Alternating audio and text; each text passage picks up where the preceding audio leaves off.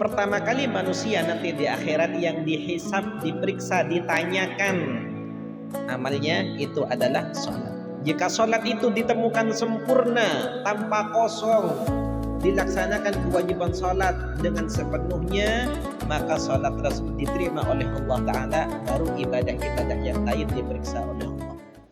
Islam yang diwajibkan oleh Allah Subhanahu wa Ta'ala disebut dalam sebuah hadis sahih yang diriwayatkan oleh Sayyidina Umar bin Khattab radhiyallahu anhu, ketika malaikat Jibril datang menghampiri Nabi beserta para sahabat. Malaikat Jibril bertanya pada Nabi Muhammad sallallahu alaihi wasallam, "Ya Rasulullah, akhbirni 'anil Islam." Wahai Rasulullah, tolong beritahu saya tentang Islam. Apa sebenarnya Islam tersebut? Nabi Muhammad menjelaskan dengan praktek. Bukan Nabi Muhammad menjelaskan apa itu Islam, tapi Nabi Muhammad menjelaskan praktek Islam. Apa kata Nabi sallallahu alaihi wasallam? Al-Islamu an tashhada an la ilaha illallah wa anna Muhammadar Rasulullah wa tuqimas salata wa tu'tiyaz zakata wa tasuma Ramadan wa tahujjal baita in istata'ta ilaihi sabila. Kata Nabi Muhammad, yang di Islam tersebut adalah kamu bersaksi bahwa tiada Tuhan kecuali Allah dan Nabi Muhammad adalah utusan Allah. Dan kamu mendirikan salat sesuai praktek yang diajarkan oleh Nabi Muhammad SAW. Wa tu'tiyaz zakah, menunaikan zakat dan berpuasa di bulan Ramadan, dan haji ke Baitullah bagi orang yang mampu.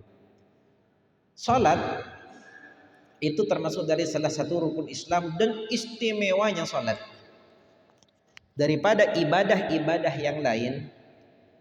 Nabi Muhammad waktu menerima kewajiban salat dari Allah Subhanahu wa Ta'ala, Nabi Muhammad itu dipanggil. Artinya Nabi Muhammad itu tidak menerima perintah salat pada saat Nabi Muhammad ada di Mekah atau ada di Madinah, tidak.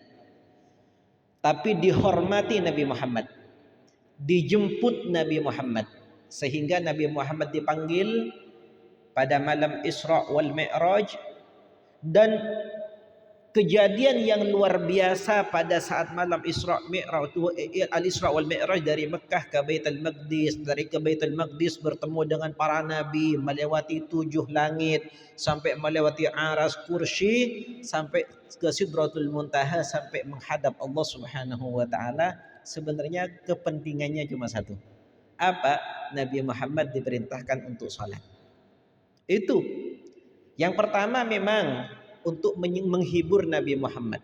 Tapi dalam penghiburan tersebut Nabi Muhammad menerima hadiah dari Allah Subhanahu wa Ta'ala, yaitu salat. Maka dari itu salat tersebut farduha afdalul furud wa nafluha afdalun nawafil. Fardahnya salat itu paling afdal. Artinya di antara kewajiban-kewajiban yang lain paling banyak pahalanya ya salat. Sementara ibadah sunnah yang lain yang paling banyak pahalanya ya salat sunnah. Makanya Nabi Muhammad dalam satu hadis menyampaikan as-salatu khairu mawdu'in faman syaa falyastakfir wa man syaa falyastaqlil. Salat tersebut adalah sebaik-baiknya amal yang diletakkan oleh Allah Subhanahu wa Ta'ala untuk hambanya. Barang siapa yang ingin memperbanyak silahkan, barang siapa yang ingin melakukan salat dengan sedikit silahkan. Tapi salat tersebut adalah sebaik-baiknya amal yang dikerjakan oleh tubuh. Sehingga ulama mengatakan salat tersebut, ketika sampai ulama mengatakan bahwa salat tersebut bisa dikatakan paling kuatnya rukun Islam. Di antara rukun Islam yang 5 itu puncaknya itu selain syahadat itu adalah salat. Kenapa? Karena diambil dari hadisnya Nabi Muhammad sallallahu alaihi wasallam, awwalu ma yuhasabu alaihi al-'abdu as-shalah. Pertama kali manusia nanti di akhirat yang dihisab, diperiksa, ditanyakan amalnya itu adalah salat. Jika salat itu ditemukan sempurna, tanpa kosong, dilaksanakan kewajiban salat dengan sepenuhnya, maka salat tersebut diterima oleh Allah Ta'ala, baru ibadah-ibadah yang lain diperiksa oleh Allah. Jika sholat itu sudah nggak diterima, banyak yang kosong, sholat itu kita tidak melaksanakan sesuai apa yang diperintahkan oleh Allah dan Rasulullah, maka ketika sholat itu tidak ada nilainya, ibadah-ibadah lain pun juga tidak ada nilainya di sisi Allah Subhanahu wa Ta'ala. Maka dari itu sholat itu adalah hal yang sangat penting. Jika kita merasa kalau sholat itu hal yang sangat penting, maka wajib bagi kita mempelajari hukum-hukum tentang sholat. Yang pertama, kewajiban sholat. Kepada siapa sholat itu wajib? Kepada siapa sholat itu tidak wajib? Nah, di sini dijelaskan, tajibu ala kulli muslimin balighin akilin tahirin fala qada'a ala kafirin illa al-murtaddah wala sabiyin wala haidin wa nufasaah wala majnunin illa al-murtaddah wala muman alaihi illa sakranan muta'addiya bisukrihi. Sholat itu wajib. Hukumnya sholat itu wajib. Kepada siapa kewajiban sholat itu? Pada semua orang Islam yang baligh, yang punya akal, yang suci. Artinya sholat itu tidak wajib bagi orang yang non muslim. Tapi meskipun di dunia mereka tidak menerima kewajiban sholat, tapi di akhirat nanti akan dituntut karena meninggalkan sholat. Makanya dalam Al-Quran ketika Allah Subhanahu wa Ta'ala menceritakan tentang orang-orang kafir yang Allah Ta'ala masukkan ke neraka, ketika mereka ditanya oleh malaikat, ma salakakum fi saqar, wahai orang kafir, apa yang membuat kamu masuk ke neraka?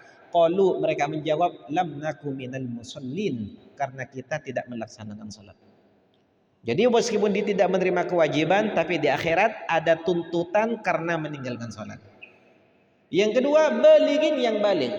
Artinya kalau anak kecil itu belum wajib sholat. Anak kecil yang tidak baligh, mereka tidak wajib untuk disolat, tapi wajib bagi orang tuanya untuk mengajari mereka melaksanakan sholat. Nah, hukum ini nanti akan disebut. Akilin yang punya akal, artinya orang gila itu tidak wajib sholat. Kenapa? Karena orang sholat tersebut termasuk dari kewajiban-kewajiban yang dituntut kepada orang yang mukallaf. Orang yang mukallaf itu siapa? Dalam ibarat lain dikatakan oleh ulama, sholat itu wajib bagi orang mukallaf. Orang mukallaf itu siapa orang mukallaf itu?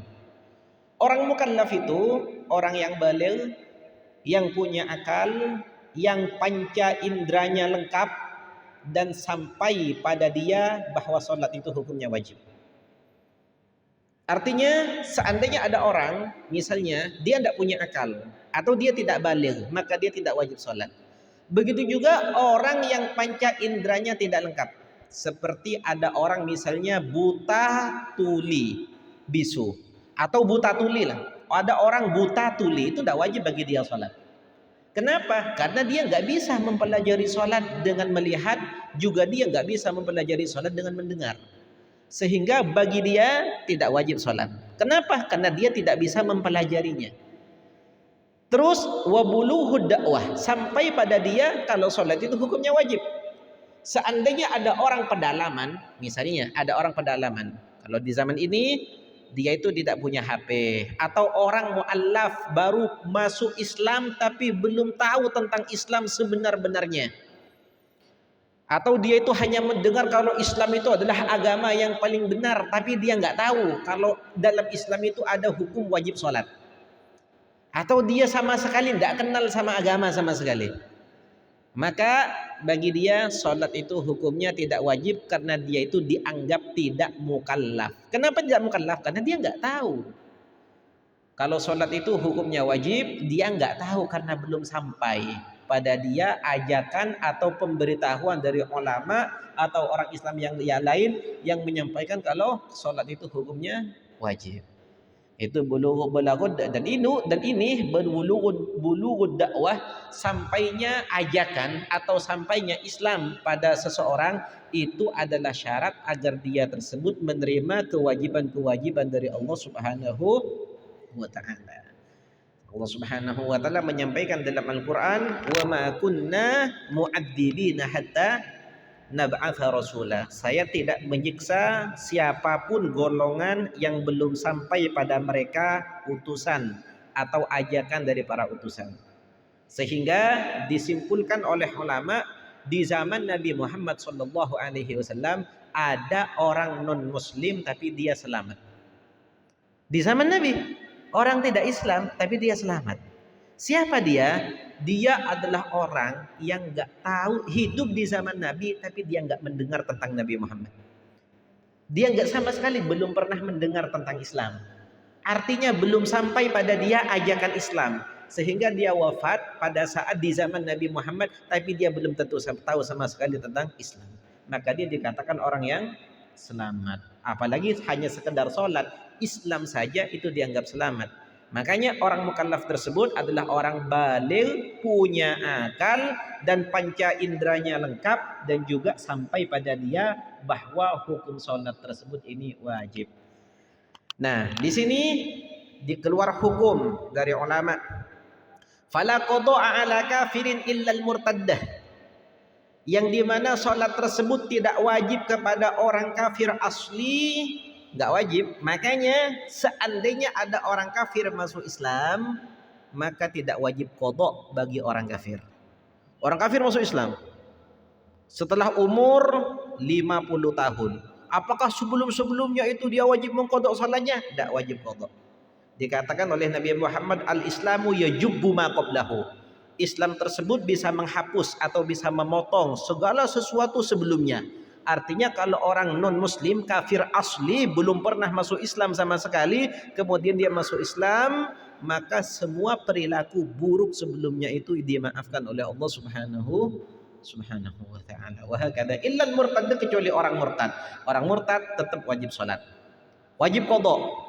Misalnya ada orang Islam keluar dari Islam, dia itu kafir tapi kafirnya bukan asli, tapi dia itu awalnya Islam kemudian keluar dari Islam jadi orang kafir. Namanya ini murtad. Andai dia masuk Islam lagi, maka masa murtadnya wajib dia qada. Masa murtadnya wajib diqada. Anak kecil, orang haid, orang nifas, andai mereka itu sudah suci, artinya bersih dari haid, bersih dari nifas, maka sholat bagi dia itu tidak wajib untuk diqada. Makanya Sayyidah Aisyah radhiyallahu taala anha pernah berkata, kunna nu'maru bi qada'is shaum wa la nu'maru bi qada'is shalah.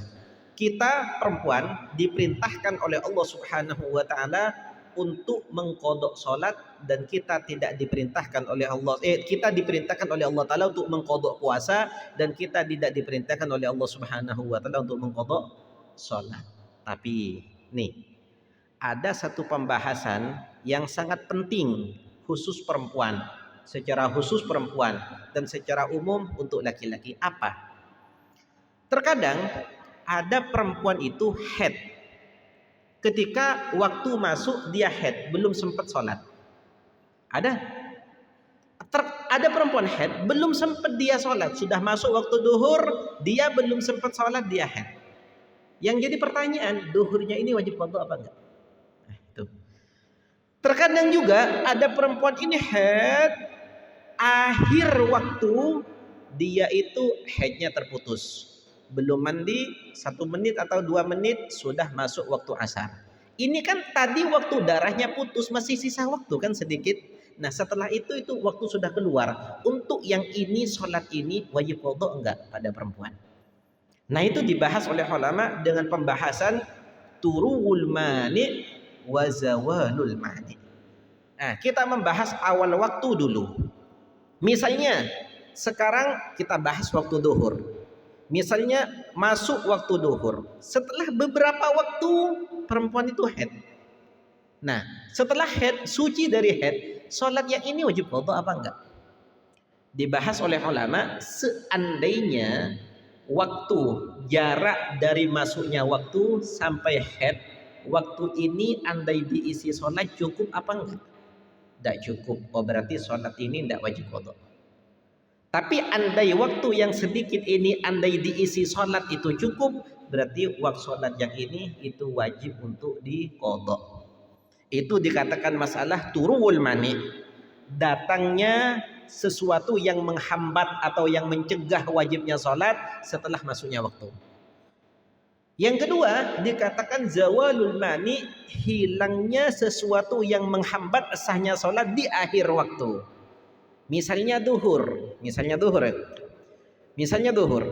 Duhur ini hampir waktunya dikit aja, hampir keluar. Perempuan haid putus darahnya, belum sempat mandi, terus dia itu keluar waktu duhur. Yang jadi pertanyaan, duhur ini wajib qadha apa enggak? Kalau yang ini wajib qadha. Waktunya tinggal sedikit loh, tidak cukup sholat. Meskipun tidak cukup sholat, cuma 1 menit, apalagi 1 menit. Kata ulama, seandainya cukup untuk takbiratul ihramnya saja, sholat ini wajib qadha. Cukup untuk, berarti berapa? Setengah menit. Bukan setengah menit saja, jarum dari jam 12 sampai jam 1 itu saja, jarum panjang, artinya apa itu? 5 detik. Ya, 5 detik itu kan cukup untuk takbiratul ihram. Andai head itu darahnya terputus 10 detik, kemudian keluar waktu, sholat ini wajib untuk diqadha. Dan ada satu pembahasan lagi, lebih ditegaskan oleh ulama, itu ya, ditegaskan oleh ulama apa? Seandainya sholat yang ini adalah sholat yang bisa dijamak dengan sholat sebelumnya, maka dia wajib mengqadha 2 sholat. Sholat yang ini dan sholat yang bisa dijamak sebelumnya. Contohnya, ada perempuan haidnya putus di akhir waktu duhur. Putus di akhir waktu duhur 10 detik atau 15 detik. Kemudian keluar waktu duhur. Ini duhurnya wajib qadha apa enggak? Iya, wajib qadha. Subuhnya wajib qadha apa enggak? Enggak wajib qadha. Kenapa? Karena duhur enggak bisa dijamak dengan subuh. Enggak bisa jamak takdim, enggak bisa jamak akhir. Kalau seandainya akhir waktu asar, darahnya terputus sebentar, masuk waktu maghrib. Nah, ini asarnya wajib qadha. Duhur pun juga wajib qadha. Kenapa? Karena duhur dan asar bisa dijamak, bisa dijamak takhir. Kalau akhir waktu maghrib, cuma maghrib yang wajib qadha, asarnya enggak. Kenapa? Karena asar dan maghrib tidak bisa dijamak. Tapi kalau akhir waktu isya wajib diqadha, maghribnya juga wajib diqadha. Kenapa? Karena maghrib dan isya juga bisa dijamak. Wah, kata. Paham ya? Nah, itu khusus orang yang haid. Nah, ini tidak hanya berlaku pada orang yang haid saja. Tapi seperti yang tadi dijelaskan, zawalul mani wa turuwul mani. Sesuatu yang menghalang sahnya salat selain haid dan nifas itu adalah kegilaan atau pingsan contohnya. Ada orang sekarang ini misalnya atau sakit sampai koma, tidak ingat apa-apa. Kalau orang tidak ingat apa-apa kan tidak wajib salat bagi dia. Kan salat itu kan wajib bagi orang yang punya akal. Jadi seandainya ada orang sakit masih sadar di waktu duhur, setengah jam dari waktu duhur dia pingsan. Kemudian setelah 2 hari dia sadar, maka duhur yang awal pingsan itu wajib diqadha. Kenapa? Karena masuk waktu, kemudian dia pingsan, seandainya diisi sholat di situ itu cukup, wajib diqadha. Begitu juga seandainya ada orang misalnya pingsan atau koma, kemudian dia sadar di akhir waktu asar. Sebentar kemudian asar itu dia sudah kemudian keluar waktu asar, maka asar wajib qadha untuk dia sekalian duhurnya. Kenapa? Karena wajib bisa diqadha. Ini tidak khusus pada orang haid dan nifas. Intinya apa saja yang menghalangi sahnya sholat dan itu hilang itu di akhir waktu, maka sholat ini wajib qadha. Walaupun sisanya cukup untuk diisi takbiratul ihramnya saja. Kenapa? Kehati-hatian dalam ibadah kepada Allah Subhanahu wa ta'ala. Terus wala muman illa sakranal muta'addiya bisukrihi. Orang mabuk, orang pingsan, orang gila, mereka tidak wajib sholat kecuali disengaja. Mabuknya disengaja, atau pingsannya disengaja, atau kegilaannya disengaja. Contohnya kegilaannya disengaja, maka itu hukumnya mereka itu memang tidak wajib sholat karena tidak sadar. Tapi ketika sadar wajib diqadha. Kenapa? Karena ada unsur kesengajaan di situ. Wahakada. Nah, kalau seandainya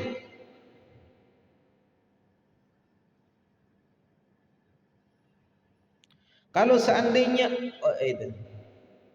Kalau seandainya anak kecil itu tidak wajib sholat, nanti mereka itu tidak tahu sholat kalau sudah waktunya wajib. Nah, di sini ada hukum lain. Apa? Memang anak kecil tidak wajib sholat. Anak kecil tidak wajib sholat, tapi orang tua wajib mengajari anak untuk sholat. Orang tua wajib mengajari anak untuk sholat. Disebut dalam hadisnya Nabi Shallallahu Alaihi Wasallam, murus sabiyya bis salati li sab'in wadribuhu 'alaiha li ashrin. Kata Nabi Shallallahu Alaihi Wasallam, suruhlah anak kecil untuk melaksanakan sholat pada saat dia umur 7 tahun, dan pukullah dia kalau dia masih meninggalkan sholat jika dia sudah umur 10 tahun. Jadi anak ini pada saat umur 7 tahun memang dia tidak wajib sholat, tapi orang tua wajib menyuruh anak untuk melaksanakan sholat. Yang jadi pertanyaan, hadis itu kan menyuruh. Kalau anak itu tidak tahu, gimana dia mau sholat? Ayo sholat nak, ayo sholat. Misalnya contohnya ya, dia nggak tahu sholat, gimana dia mau sholat? Nah, di sini disebutkan oleh ulama, ketika menyuruh itu hukumnya wajib, maka mengajari pun juga wajib.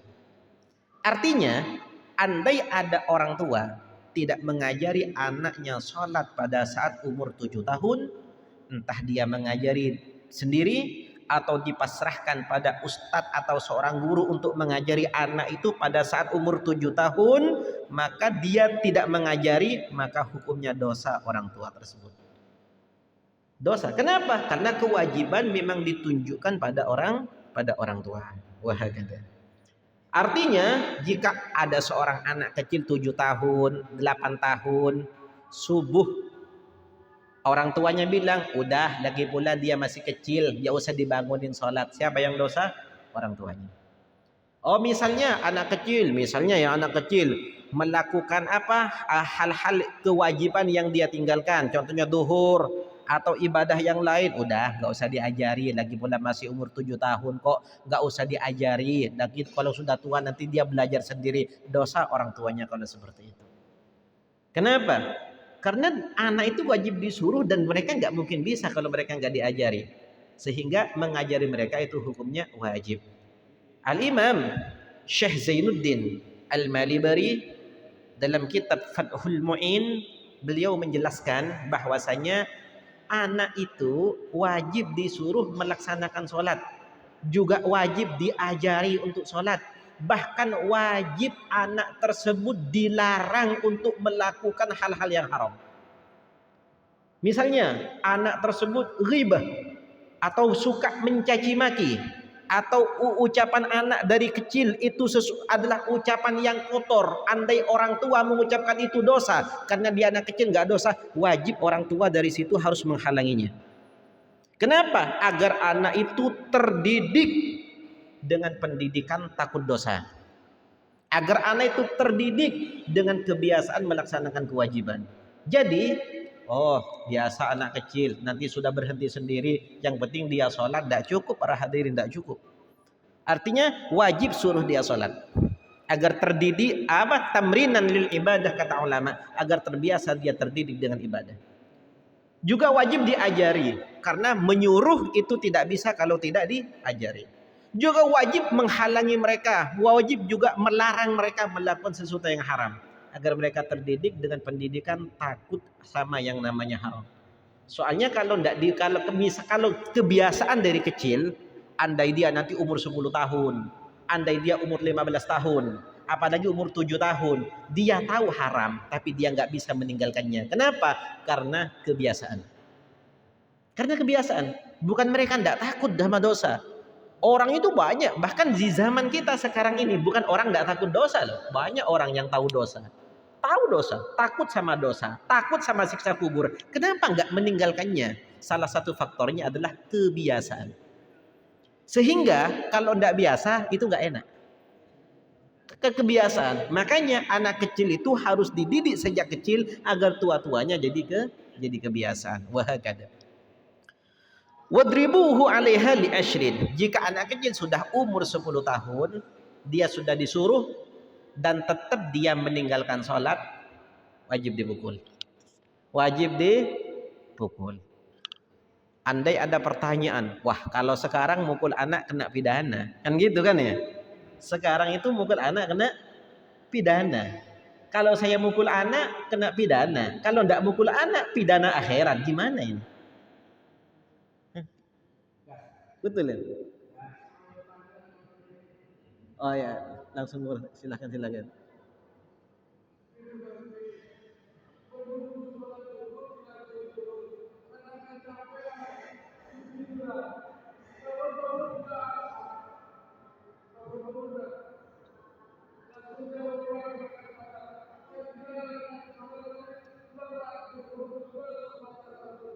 Ah, begini ya, ya. Maaf dipotong dulu ya, dipotong dengan pertanyaan. Pada dasar hukumnya, pada dasar hukum fikih, orang melaksanakan sholat setelah keluarnya waktu itu hukumnya haram. Itu dasar hukumnya. Andai ada orang tidur, andai ada orang tidur sehingga keluar waktu, itu dikatakan oleh ulama tidur itu termasuk dari salah satu udurnya sholat. Artinya jika orang melaksanakan sholat setelah waktu itu keluar, dia tidak dosa dengan melakukan itu. Apakah secara umum hukum itu? Jawabannya tidak. Saya bahas dari awal dulu ya. Bahas dari awal dulu. Kalau orang tidur sebelum masuknya waktu, sebelum masuk waktu dia sudah tidur, kemudian dia tidur kebablasan sampai keluar waktu, itu namanya udzur. Artinya tidak sholat, enggak dosa dengan dia itu meninggalkan sholat di waktunya, dilaksanakan di akhir waktu. Seandainya ada orang setelah masuknya waktu dia tidur, waktu sholat masuk dia tidur, belum melaksanakan sholat. Apakah itu juga termasuk dari udurnya sholat? Andai kebablasan, jawabannya tafsil, lihat keadaannya dulu. Jika orang itu yakin akan bangun sebelum keluarnya waktu, atau yakin akan ada yang membangunkan atau pesan sama orang, tolong bangunkan saya jam 2, kemudian gak ada yang membangunkan, sudah pakai alarm pengen bangun, tapi ternyata tidak bangun, itu juga termasuk udzur. Tapi kalau maksud waktu sudah masuk, dia tidur, yakin sudah pasti dia kebablasan, maka tidurnya itu hukumnya dosa. Wah, itu hukumnya dosa. Artinya apa? Ini kembali pada pertanyaannya sampean. Kalau ketiduran kemudian orang itu ingin melaksanakan sholat duhur yang kodoan dengan sholat asar, yang kita dahulukan apa duhurnya atau asarnya? Ini cabang dari pertanyaan, dari pembahasan saya tadi. Jika orang itu udur ya, udur maksudnya itu sunnah duhurnya lebih dulu. Kenapa? Takjilan li bara'atid dimmah, mempercepat melepas tanggung jawab dari Allah Subhanahu wa taala. Itu. Kalau seandainya dia udur artinya tidurnya itu tidak dinilai dosa. Sunnah duhurnya didahulukan. Tapi kalau dia itu dosa dengan tidurnya, itu bukan sunnah, tapi wajib hukumnya duhurnya didahulukan. Wajib. Artinya kalau asar dulu dia dosa. Ini menurut pendapat Al-Imam Ibnu Hajar. Tapi ada sebagian ulama yang mengatakan tidak masalah, agak ringan. Tapi pendapat Ibnu Hajar, kalau dia itu punya hutang sholat karena udzur, lebih afdol dipercepat. Tapi kalau dia punya hutang sholat tanpa udzur, maka wajib hukumnya untuk dipercepat. Gitu, dipercepat qadha maksudnya. Kenapa? Takjilan li bara'atid dimmah. Karena mempercepat lepasnya tanggung jawab sholat dari kita. Jadi makanya saya bahas dari tidurnya dari awal. Kenapa? Karena hukumnya itu nanti beda. Terus bentar lagi, jadi kita lanjut ke pertanyaan bentar lagi.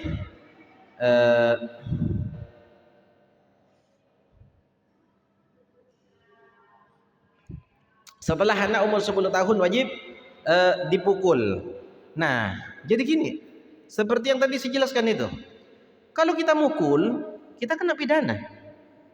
Kalau kita nggak mukul, kena pidana akhirat. Yang mana yang harus kita laksanakan ini? Nah, ternyata syariat ini tidak berpatokan pada teks, tapi kita fahami konteksnya.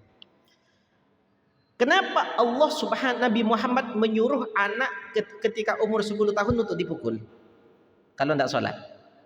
Agar mau sholat, kan gitu kan ya? Agar mau sholat. Andai tanpa memukul atau dengan cara lain tanpa memukul dia bisa sholat, maka tidak boleh mukul. Kenapa? Karena tujuan itu adalah sholat. Wah, tujuan itu sholat. Anda bisa diancam tanpa dipukul, itu nggak boleh dipukul.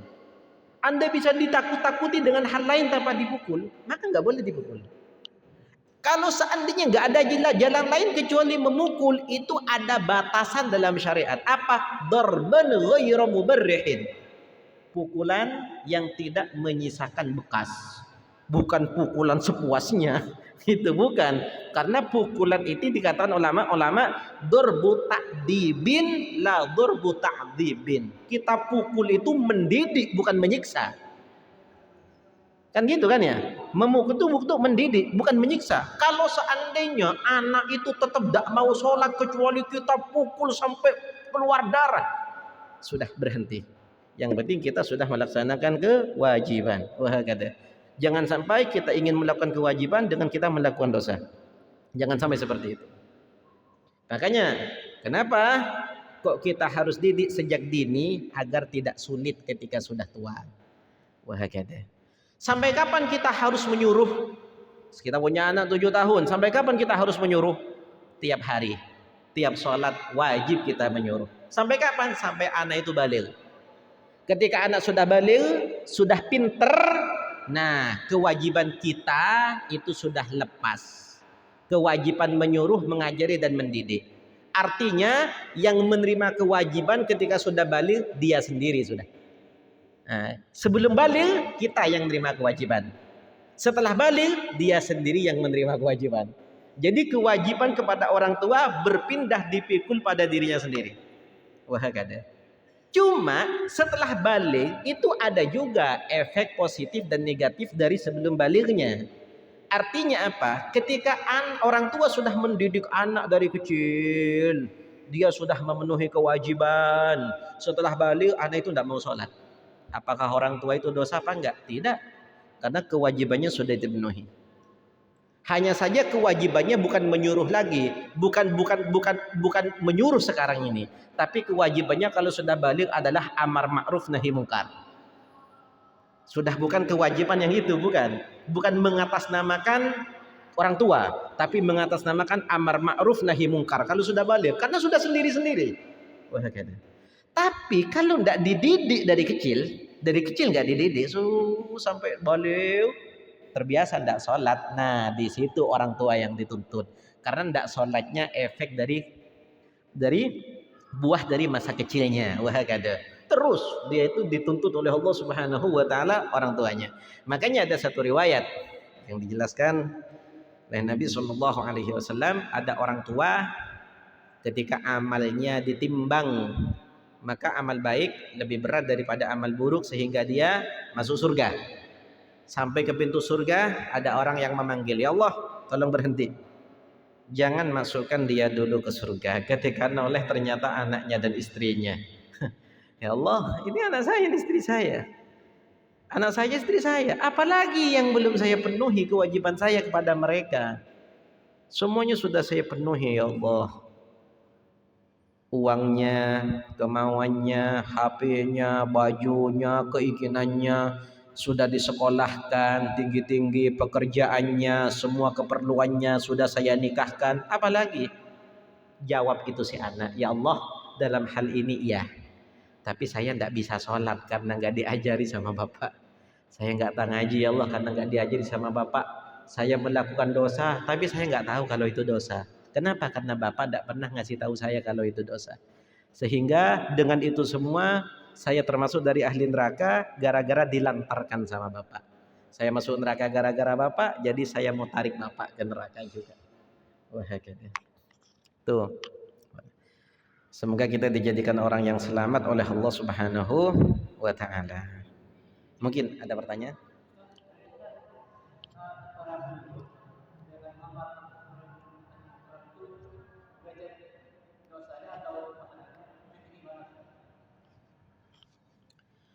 Menyuruh anak sendiri itu pahalanya lebih besar. Menyuruh. Kenapa? Itu kan menyuruh itu kan artinya dari anak dari kecil kan ya? Itu pahalanya lebih besar. Kenapa? Karena menyuruh anak itu wajibnya pada perorangan, ditunjuk pada kita. Sementara amar ma'ruf nahi mungkar ditunjukkan pada orang secara umum. Artinya satu saja orang yang menyuruh, yang lain sudah gugur kewajibannya. Seperti itu. Sementara kewajiban yang khusus itu lebih afdol daripada kewajiban yang umum. Wah, kata.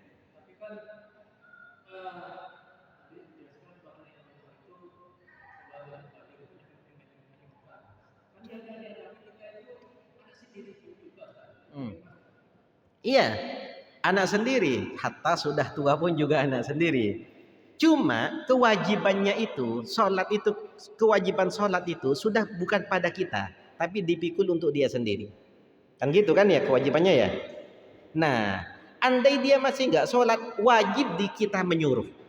Wajib kita menyuruh. Tapi nyuruhnya kita pada dia bukan mengatasnamakan kewajiban seperti yang anak kecil itu. Itu kan khusus kita. Kalau itu wajib kita menyuruh. Andai ada orang lain yang menyuruh dengan kita diem, ada orang yang lain menyuruh, sudah kita itu diem. Kecuali orang lain nggak didengarkan kecuali kita, maka wajib khusus pada kita kewajiban tersebut. Wah, kata. Makanya ada amar ma'ruf nahi mungkar itu ada tahapannya.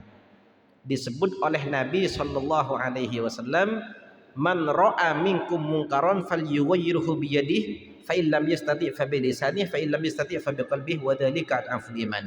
Amar ma'ruf nahi mungkar itu ada tingkatannya. Jika orang melihat satu kemungkaran, dia bisa mengubah kemungkaran dengan tangannya, maka itu hukumnya wajib dengan tangan. Kalau nggak bisa dengan tangan tapi bisa dengan ucapan, wajib dengan ucapan. Nggak bisa dua-duanya, wajib ingkar dengan hati. Artinya gini, kalau seandainya kita itu menyuruh anak kecil, kemudian anak kecil itu tidak sholat, kita menyuruh anak kecil itu tidak sholat, kita nggak dosa, anak kecil itu nggak dosa, kan seperti itu kan ya. Tapi kalau sudah dewasa, kita nggak nyuruh, amar ma'ruf nahi mungkar, kita dosa, dia dosa, begitu. Kalau seandainya masih kecil, kita nggak nyuruh sehingga anak nggak sholat, kita dosa, anak nggak dosa, karena masih kecil. Kalau sudah tua, kita nggak nyuruh sehingga dia nggak sholat, kita dosa, dia dosa. Kita nyuruh, dia nggak ikut, kita nggak dosa, dia dosa. Kalau yang kecil itu, yang masih anak kecil, kita nyuruh, kita nggak dosa, dia nggak dosa.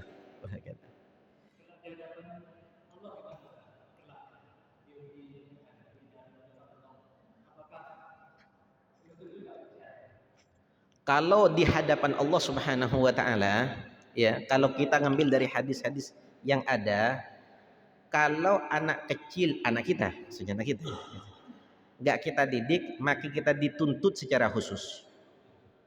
Tapi kalau amar ma'ruf nahi mungkar kita dituntut secara umum. Kecuali hanya kita yang tahu, baru dituntut secara khusus. Gitu. Kenapa? Amar ma'ruf nahi mungkar itu hukumnya wajib. Cuma tingkatannya beda. Kalau kita sekiranya menyuruh akan ada mudarat, maka kita wajib ingkar dengan hati. Kita diam. Gitu. Wajib ingkar dengan hati. Kalau ngajar anak kecil itu nggak ada tahapannya, nggak ada ingkar, nggak ada apa, langsung harus nyuruh gitu. Tapi amar ma'ruf ada tingkatannya. Artinya kalau kita bisa dengan tangan, harus dengan tangan. Nggak bisa, cukup dengan ucapan. Nggak bisa, diem tapi hati ingkar. Itu amar ma'ruf nahi mungkar.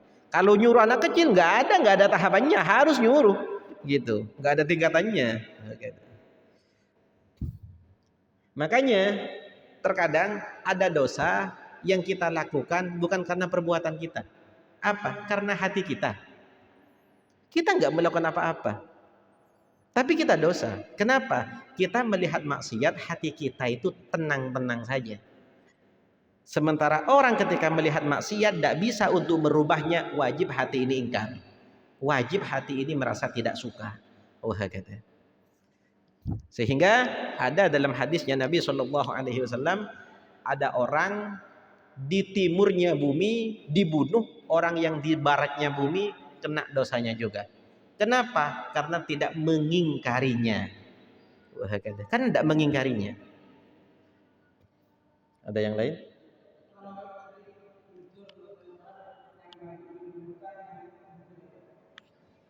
Ya. Ya.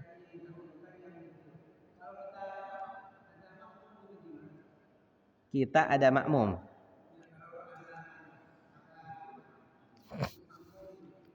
Ya, makanya itu disunnahkan ya. Seandainya ketika kita mengkodok, kita ketinggalan sholat jamaah, apakah itu lebih afdol mengkodok apa lebih afdol sholat jamaah? Jawabannya lebih afdol mengkodok. Kenapa?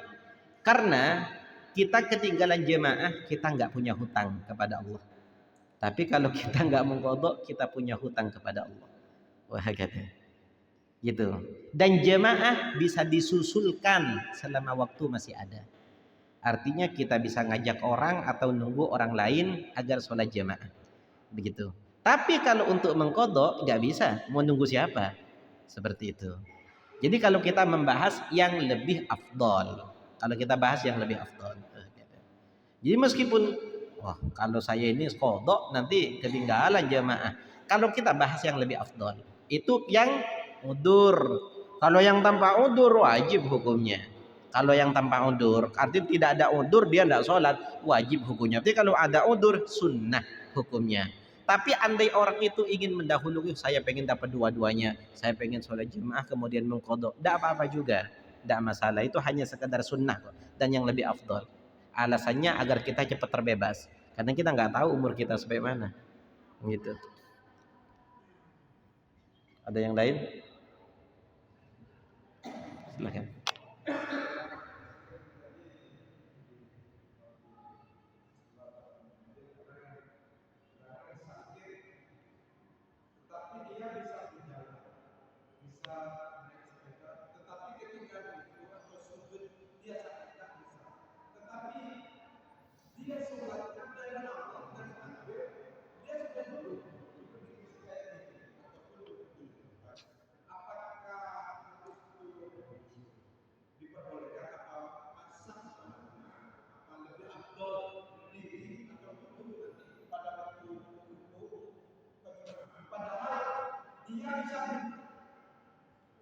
Ya, ada. Ada. Ya. Nggak bisa. Ada. Iya, ya. Nah.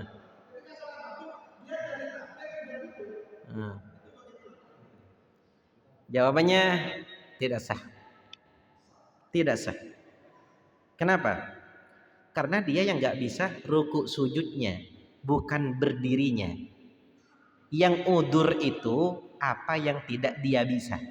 Apa yang dia bisa itu nggak ada udur.